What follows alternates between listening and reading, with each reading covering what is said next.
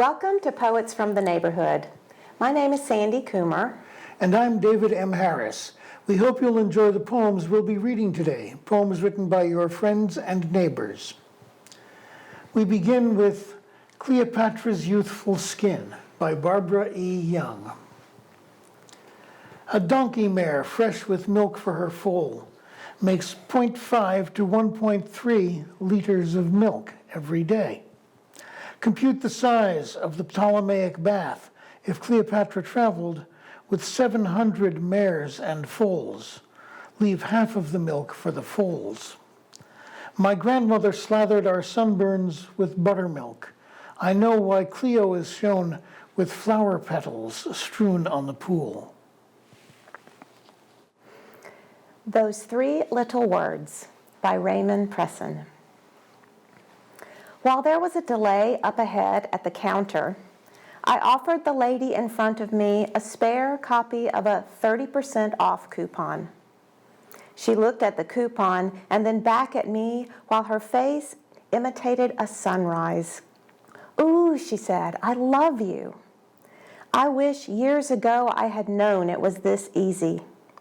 Decades now lost, invested in offering attention and affection, the currency of quality time spent along with kind deeds, thoughtful questions with interest in the answers, romantic poems handwritten in calligraphy, placing candles and arranging moonlight to have the window just so, miles upon miles of garden walks, handfuls of fresh-cut flowers, picnics with expensive Cabernet, 4 seasons of conversation.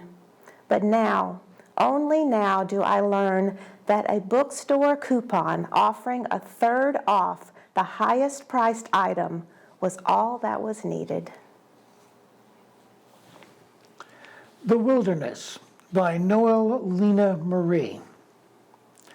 I am the wilderness. I have been hunting, howling, foraging for a fruitful future to dig my fangs into, ready to take a bite of the uninhabited. In the desert, dreaming of rivers, I have captured my prey. I am the hunter of the heart. I have been hunted 1,000 times, over bleeding into the oblivion. The forest is forbidden. I take a step within. Can you feel the tender touch of the mountains? I can't stop the howling. You too are the wilderness. Autumn by Nancy Posey. I thought we had missed her, that she had bypassed our town. The geese had somehow gotten word that winter was approaching and had taken wing, noisy as they passed overhead. I grieved the absence of autumn. Was she playing hooky, perhaps, pouting at summer's paltry rains, a tribute she demands? I wanted color, the full range, from burnished gold to fiery scarlet, not a mere brown. But this morning, leaving home, heading toward work, my office where seasons barely register, I saw red.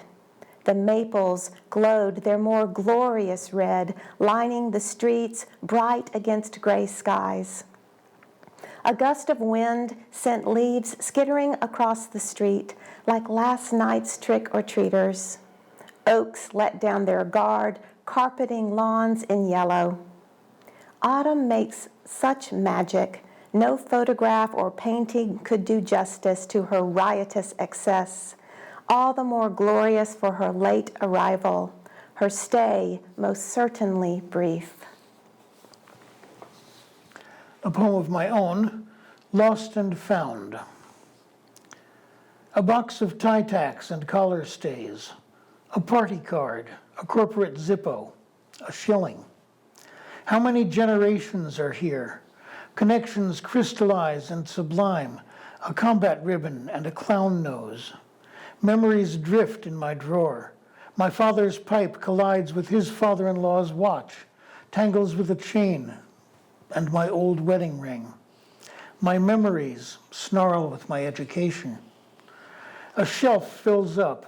My father's tea basket, this broad-nibbed Parker, mugs and inkwells and old pocket knives, lifetimes of accumulation and learning, discovering, striving. Shelves' contents slip away at yard sales or into the trash. Amassed knowledge has the weight of air, my father's hard-won erudition dispersed with the books my mother sold, but his legacy lay elsewhere. A small box of pictures. He is in uniform against anonymous backgrounds. On the backs, August 1944, or visiting MI6, or just Lausanne, meaning gone with him. Should I be busy with labels and explanations? All those images of travel and life and lore, all fading in my hands. There's nothing important in my own junk drawer. Should I dump it all?